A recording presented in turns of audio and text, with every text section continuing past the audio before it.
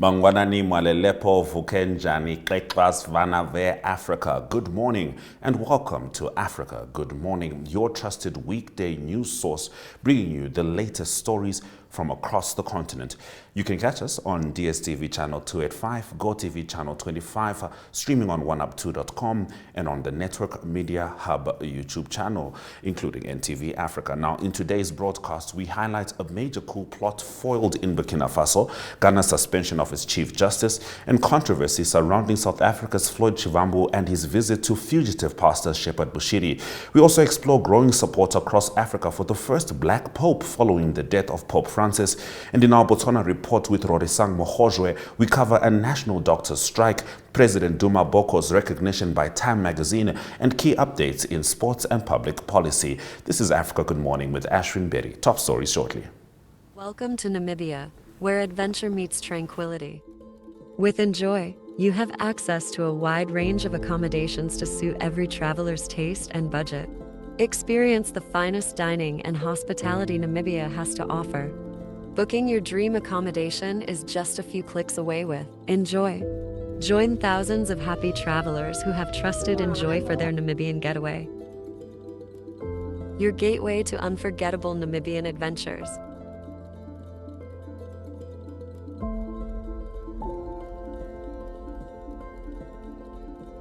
Visit us today at enjoy.my.na.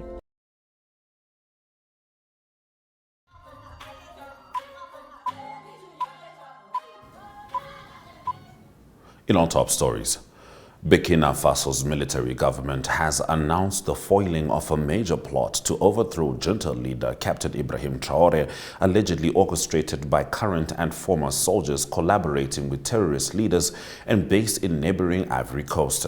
Security Minister Mahamadou Sana stated that the plan aimed at attacking the presidential palace and inciting chaos to place the country under international supervision was uncovered last week. The conspirators reportedly tried to use religious and traditional leaders to influence army officers and intended to launch the assault on 16 April. Authorities claim two former army officers in Ivory Coast masterminded the operation, sharing sensitive information with terrorists to escalate violence and encourage revolt. Several soldiers, including two officers, were arrested, while Ivorian officials have yet to respond to the accusations. This is the latest in a series of alleged coup attempts since Captain Traore seized power in 2022. Burkina Faso, battling jihadist insurgency, has cut ties with France and allied with Russia, alongside Mali and Niger, after leaving the regional bloc, ECOWAS. Ghanaian President John Dramani Mahama has suspended the country's Chief Justice with immediate effect pending the results of an investigation, according to an official statement released on Tuesday.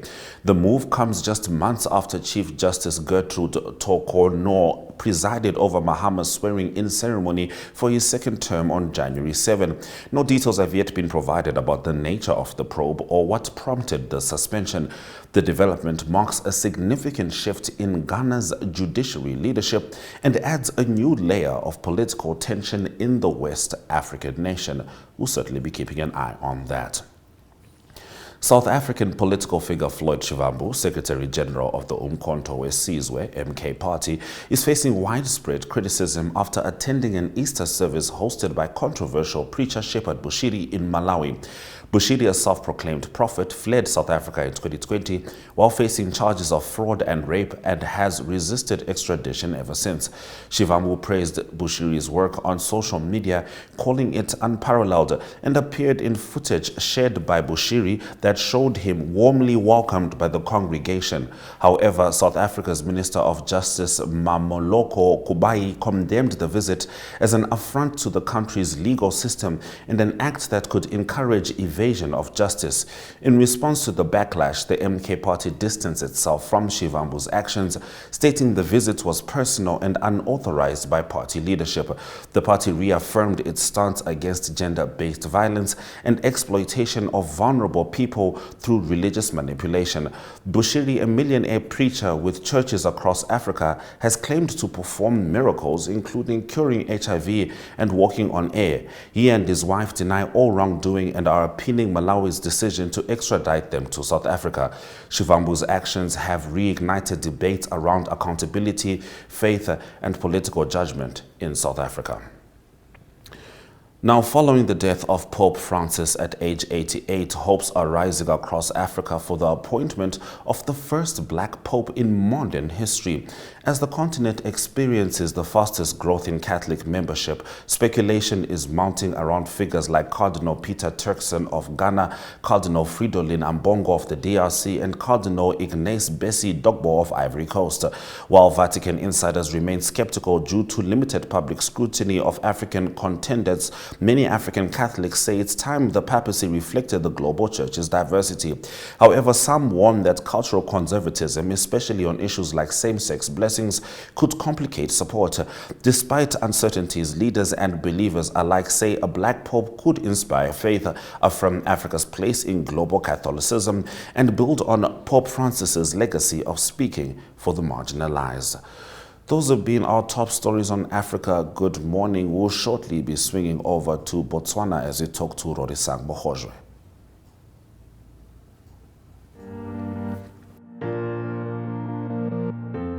Irango Med is a leading distributor, working in partnership with NewMed and WestMed to meet the comprehensive needs of the Namibian healthcare sector. As a partner pursuing sustainable global healthcare, we offer industry-leading medical solutions through our key focus areas, which include pharmaceuticals, orthopedics, ophthalmology, surgical devices and capital equipment, as well as a well-established scientific laboratory division.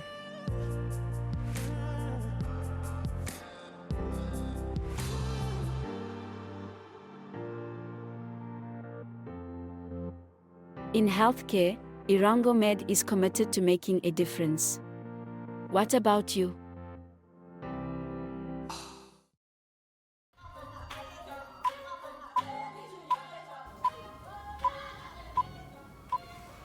It's time to talk to Rorisang Mohojwe in Botswana. Dumelang, Rorisang. Welcome to the show.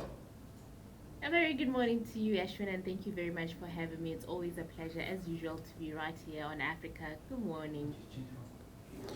All right, now, a dispute between the government and the Botswana Doctors Union, BDU, over unpaid emergency call time compensation is disrupting services at major public hospitals.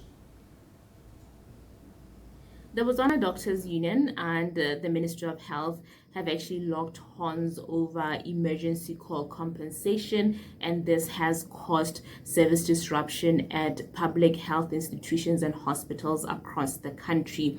Now, what is going on is that doctors that are within public service employment say that they are overworked and underpaid, and therefore are demanding compensation for emergency call time, and they're also demanding fair treatment because they feel like, number one, they're being exploited, number two, they are overworked and underpaid, and any tired doctor is a doctor that is going to make fatal mistakes. And that is what members of the public are also saying, that the public or the patients are actually paying the price for this. They are collateral damage, and that this might actually become a crisis in an already depleting or in an already deteriorating public health system. However, the Minister of Health called a press conference, and he tried to assure members of the public that everything is under control and that the situation is not that bad. He did say that some private doctors have actually volunteered their services free of charge in order to ease the strain, and that they are redeploying some staff members to some of the areas or the hospitals that have been hard hit by this withdrawal of call duties, emergency call duties by these doctors. However, the doctors, on the other hand, are saying they are disagreeing with this. They're saying that the minister is actually downplaying the situation. They have criticized the minister, who is actually a medical doctor by profession. By the way, the union is saying that the minister is actually downplaying the situation. It is actually bad. It is at crisis level, and because of their demands, they are now pursuing legal action because they are demanding fair treatment and overdue compensation for emergency call. Now let's hear what the president of the Botswana Doctors Union had to say, Dr. Kifilwe Selema. We're going to find situations here over it. There is an uprising in healthcare. And like I'm saying, they are downplaying everything. They are making everything look like everything is okay. No, things are not okay. You know, tomorrow we are going back to court. We have filed our replying affidavit, and it's loaded enough to convince a listening judge for this here now, it's a serious offense by the government. We are back to slavery, and you should know this is plain slavery. What the government is doing, there is nothing to it but just slavery, and that they continue to perpetuate it in the name of we don't have the finances. That was Dr. Selema, who's the president of the Botswana Doctors Union, who has since received support from the Botswana Nurses Union, as well as from the umbrella or the Federation of Public Sector Workers Union, as well as Opposition Botswana Congress Party, who are all criticizing the UDC government for failing to handle the matter, or they are criticizing the way that the government is handling this matter. The Resident Doctors Association of Zambia has also expressed solidarity with the Botswana Doctors Union. They are going to court today, and we will bring you more of those developments as they happen right here on Africa Good Morning. Now, President Duma Boko has been named one of Time magazine's 100 most influential people of 2025, recognized for leading Botswana's historic political shift in 2024. Some good news there for President Duma Boko. He has been recognized as one of Time's magazine's 100 most influential people of 2025, and this is because of the defeat of the former ruling party, Botswana Democratic Party.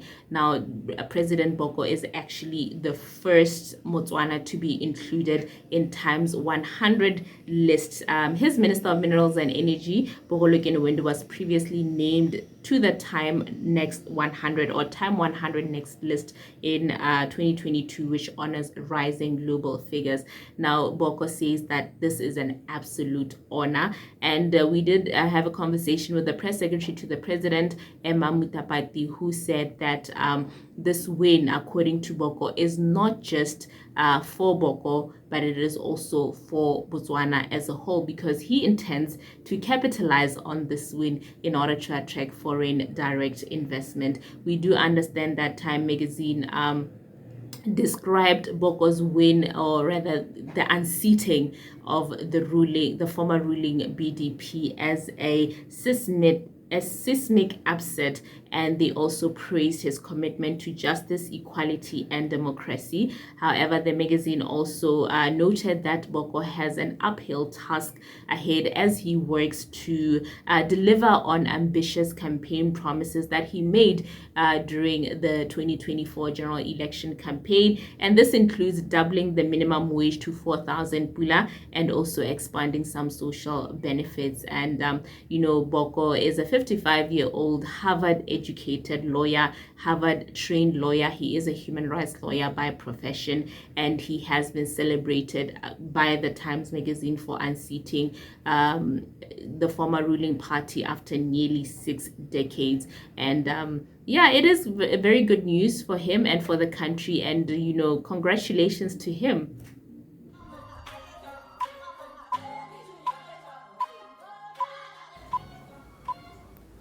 In your sports news, Rory Sang, Minister of Sports and Arts Jacob Kelebeng has announced that horse racing is now officially recognized as an affiliate sport under the Botswana National Sports Commission.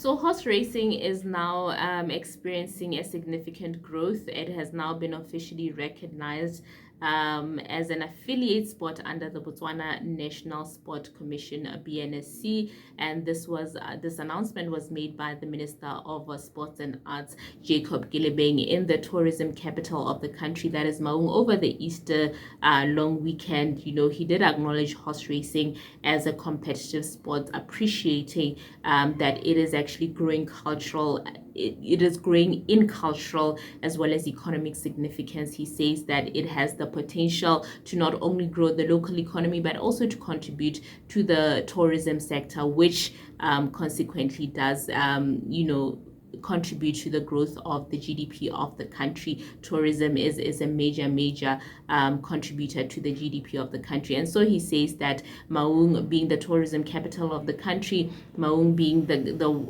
town that has always championed horse racing, is the perfect place to, set up horse racing events and, continue on with this trend, which is very culturally relevant as well as economically relevant. And the Botswana Horse Racing Association has expressed gratitude for this affiliation or for this recognition, saying that it has been a long time coming. They have worked closely with the Botswana National the BNSC, which is the Botswana National Sport Commission, to get their things in order, clean up house, so that they can gain this official recognition, and they are looking forward to hosting many more horse racing events across the country and also participating in some of the already existing tourism events that happen in the country, such as the Toyota 1000 Desert Race, the Makgadi Kgadi Pans, which these are some of the big events that do bring in a lot of tourists, as we've seen over the long weekend, that this race that was happening did bring in some participants from countries across the region, that is in South Africa, Lesotho, as well as in Namibia. And the winning horse, which is called Western Bypass, walked away with a 30,000 Pula grand prize after winning the race in a 2,400 meter grand race. And so congratulations to the Botswana Horse Racing Association for finally gaining that recognition as officially an affiliate of the Botswana National Sport Commission. And finally, Rorisang, the Botswana Football League says it will no longer tolerate last-minute venue changes that have disrupted the FNB Premiership schedule. The Botswana Football League says it will no longer tolerate last-minute venue changes that have disrupted the FNB Premiership schedule. The league's CEO Bennett Mamelodi expressed frustration after a whole week of confusion that was sparked by clubs shifting and changing matches without any proper notice. Muchudi Center Chiefs' recent fixtures against Tafik were suddenly moved from Royal Area Stadium, forcing them to share a venue with Gaborone United. This came after reports that stadium custodians, being the Township Rollers, a favorite of many in the country, had barred Chiefs from using Royal Area Stadium due to a fallout. Chiefs had originally listed Dinaledi Academy and Royal Area as their home venues, but have since struggled for consistency since the fallout. So this has really disrupted a lot of matches and a lot of timelines. And several other fixtures as well were affected. A midweek match between Chiefs and Chadibe FC was moved from Dinaledi to Lobatse Sports Complex, triggering a chain of reschedules, including a delayed kick-off for Extension Gunners versus GU, that's Gaborone United. Hours later, the BFL then reversed the timing again, and on that very same day, BDF 11's game against Orapa United was relocated from Royal Area to VTM Arena after reports emerged that BDF 11 owed Rollers unpaid stadium fees. Rollers did confirm the debt, saying that they could no longer afford to host teams on credit. Now, In a surprise twist, Chiefs were allowed back to the Royal Area just recently, hinting at mended relations with Rollers. However, yet another late venue change for their match against Chadibe FC frustrated fans and the league. And the Botswana Football League CEO Mamelodi has now drawn the line. He says no more changes for the remaining fixtures will be entertained because all of this drama has really caused a headache for the Premiership League, and they will not be entertaining any of that anymore.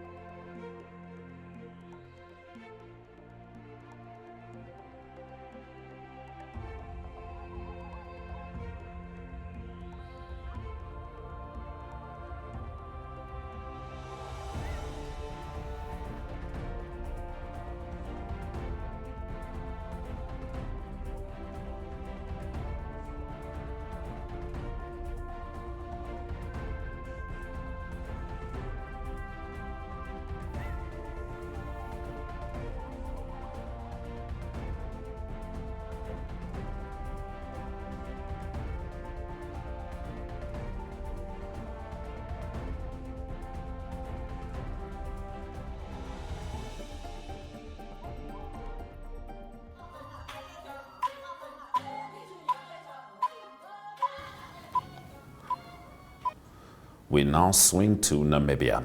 Trevino Forbes, mayor of Walvis Bay, had the privilege of announcing the recipients of the Walvis Bay City Youth Climate Action Fund. In his address, he proudly shared the news that Namibia had been re-elected and selected as a recipient of Bloomberg Philanthropies support. As a result, the city secured funding of 1.8 million Namibian dollars. Awards to our successful beneficiaries to the Youth Climate Fund. Year one, it was about just under $1 million that we received from Bloomberg Philanthropies, for which we are internally grateful. And with the hard work of those beneficiaries that benefited the first round, we were allocated the second round to be as a successful country to receive another additional $1.8 million. And you sitting here today, your projects were evaluated and they were found to be the successful projects for round two of the Walvis Bay Youth Climate Action Fund. Am I saying it correctly? That's a tongue twister. Youth Climate Action Fund. So that is why you are seated here today. Go to Kuisapun Secondary School, Agricultural Science class, AS12, 90,999. Third will be Flamingo Secondary School, the Environmental Club for 60. I will just round it off, 65,000 Namibian dollars. Next one is Walvis Bay Gymnasium Greenhouse, 92,500. My name is Lucia Chidima, part of the Eco Wave project, making biodegradable plastic from fish waste. So we asked for $92,200 and this idea is already being carried out in top 3 countries, which are the United Kingdom, Spain and Italy. And in Africa, if we succeed with this, Namibia will be the first to. Thank you for staying with Africa Good Morning on DSTV 285, GoTV 25, 1up2.com and Network Media Hub on YouTube. Tomorrow, we zone in on South Africa. But for now, from me, Ashwin Berry, and the Africa Good Morning team, Suraj Rakanaga.